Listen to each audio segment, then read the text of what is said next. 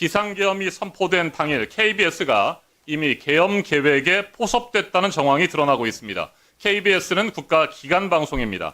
공영방송입니다. 당연히 해야 할 의무가 있습니다. 그럼에도 불구하고 타 방송사와 달리 KBS는 부끄러운 중계식 설명으로 일관했습니다. 입장 받아쓰기 수준의 보도로 이어갔습니다. 그 결과 절박한 마음으로 뉴스를 지켜보던 국민으로부터 외면당했습니다.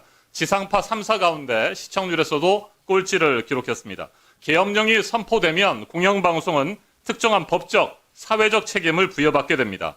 국가안보와 공공안전을 보장하기 위해서 중요한 역할을 반드시 해야 합니다. 동시에 정부의 투명성과 공정성도 유지해야 하는 것이 KBS의 의무이자 역할이겠죠.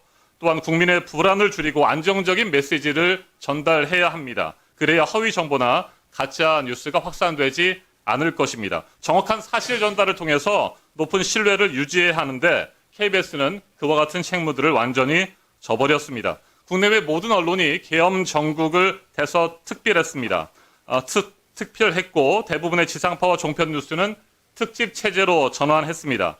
반면 KBS 메인 뉴스는 평시와 큰 차이가 없었습니다. 1시간 정도 뉴스를 하고 끝냈습니다. 내용도 부실했습니다. 메인 뉴스 프로그램 앞뒤로 특보가 이어지는 다른 방송사들은 계속해서 이어지는 업데이트된 상황들을 보도했습니다.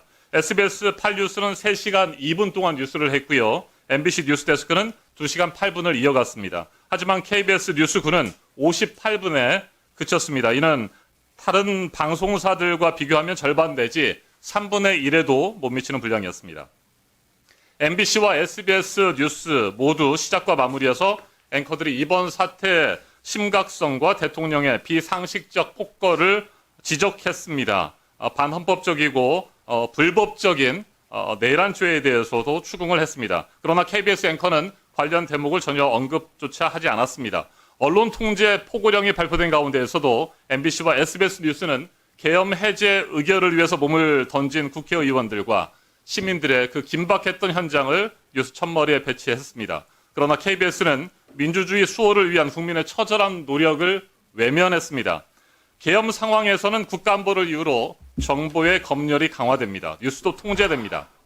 공영방송 KBS는 불법 쿠데타 정권의 일방적인 도구로 활용될 위기에 처했고 당일 실제로 그러한 준비를 철저히 한 것처럼 보였습니다. KBS는 잠을 이루지 못한 채 불안한 마음으로 뉴스를 지켜보던 국민들을 안심시켜야 했고 국회 계엄 해제 요구안 가결을 통해서 민주주의를 지켜내는 그 희망의 현장도 제대로 전달해야 했는데 그러지 못했습니다.